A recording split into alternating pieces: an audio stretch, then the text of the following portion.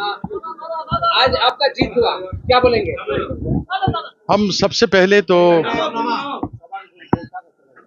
पहले तो हम बर्धमान दुर्गापुर के लोगों का जो आशीर्वाद मिला है, सबसे पहले उनका आभार, साधुवाद, शुभेच्छा, उनका धन्यवाद करेंगे। हमारे कर्मी, तृणमूल के कर्मी दिन रात एक किए। हम लोगों ने 2 महीने तक लगातार कार्यक्रम किया और वो गांव देहात में, वार्ड में हमारा कर्मी, जिसको हम लोग जानते भी नहीं हैं, पहचानते नहीं हैं, उन लोगों ने मेहनत की है। तो उन सबों को मेरी तरफ से, उन सबों को प्रणाम है, नमन है, जिस प्रकार से उन्होंने कार्य किया। हमारे पूरे डिस्ट्रिक्ट, बर्धमान पूर्व का डिस्ट्रिक्ट, हमारे बर्धमान पश्चिम का डिस्ट्रिक्ट, जिस तरीके से उन लोगों ने काम किया, सभी लोगों ने मिल करके जो मेहनत की। और हम तो ये मानते हैं कि अगर ऊपर माँ काली हैं तो पश्चिम बंगाल में दीदी हैं, ममता बंदोपाध्याय हैं। और यह एक चीज तो सत्य हो गई कि काठ की हांडी बार बार नहीं चढ़ती है, लकड़ी की हांडी बार बार नहीं चढ़ती है। मोदी ने बहुत चढ़ाने का प्रयास किया, मोदी ने पश्चिम बंगाल के लोगों को बदनाम किया, मोदी के लोगों ने और मोदी ने मिलकर के दीदी को बदनाम करने का प्रयास किया। लेकिन पश्चिम बंगाल के लोग भद्र लोग हैं।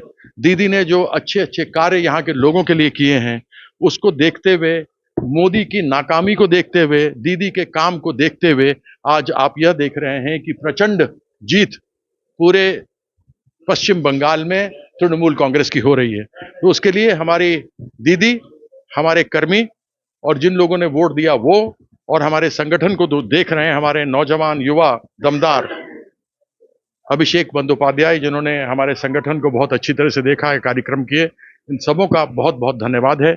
जो दायित्व मुझे दिया गया है, हम अपनी ओर से लोगों के साथ 5 साल मिल करके जो प्रेम हमें लोगों ने दिया, उस प्रेम को वापस तो नहीं कर पाएंगे, लेकिन अपनी ओर से कोई कसर नहीं छोड़ेंगे।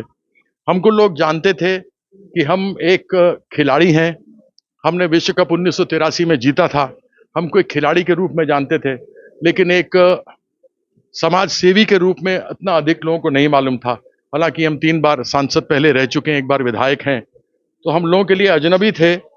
लेकिन सब लोगों ने यहाँ पर इतने प्रेम से हमको अपने भाई की तरह, अपने चाचा की तरह, अपने बेटे की तरह लिया, इतना प्रेम हमको दिया, हमारे पास शब्द नहीं है।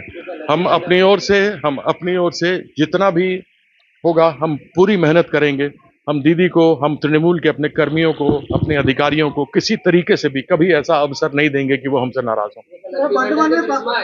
देखिए, दीदी का लक्ष्मी भंडार केवल एक ही नहीं है, वो तो है ही, लेकिन दीदी का एक शिशु का, बच्चे का जब जन्म होता है, तब से लेकर इंसान को जो अंतिम स्मशान में ले जाते हैं, उस तक का दीदी का योजना है, जिसमें सभी जितने भी लोग हैं, विशेष करके जो गरीब तबके के लोग हैं, विशेष करके वो लोग जो जिनके पास में इतना होता नहीं है कि वो कुछ अपने बच्चों के लिए कर सकें या वृद्ध के लिए उनके खत्म हो जाने के बाद करें, वो सभी योजना दीदी ने किया है, जो एक अच्छे किसी भी राजनेता को करना चाहिए। और दीदी मेरे लिए एक भावना है, दीदी एक पंथ है, केवल नेता नहीं है।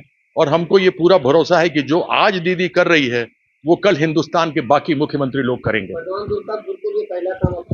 हमारे पास यहाँ अनेकों ऐसे काम है। सबसे पहला तो ये है कि हमारा बर्धमान, दुर्गापुर और पश्चिम बंगाल का विकास केंद्र सरकार के द्वारा बाधित किया गया है।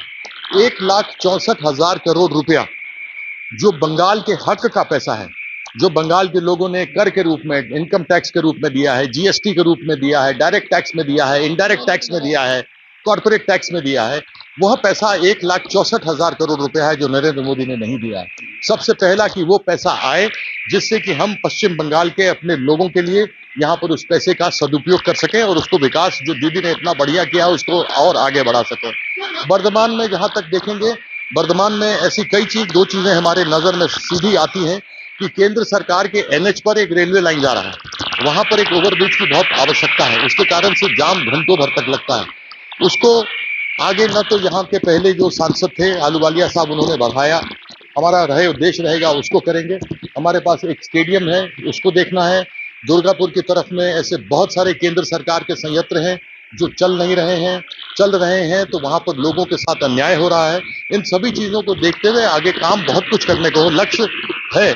हमारे सामने में उस लक्ष्य को पाना अपने कर्मियों के साथ हमारा उद्देश्य रहेगा।